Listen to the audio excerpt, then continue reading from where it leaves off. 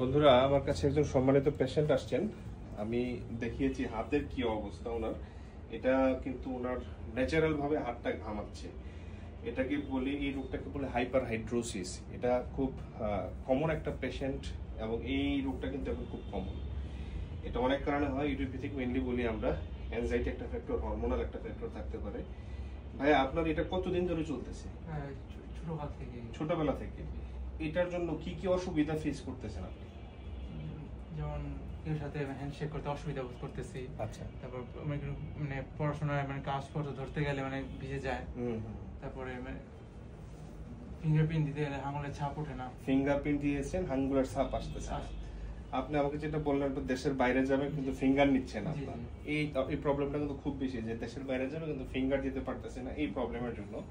তো এটার জন্য আমরা যেটা সাজেস্ট করি, নর্মালি পেশেন্টকে যদি মেডিসিনে ফেলিওর হয়, অনেক ধরনের মেডিসিন আমরা দেই, লাগানোর ওষুধ, খাবার ওষুধ, এগুলো যখন কাজ করে না, তখন আমরা একটা থেরাপিতে যাই। This is the last option এবং বেস্ট অপশন। এটা বোটক্স থেরাপি বলি, বোটুলিনিয়াম টক্সিন।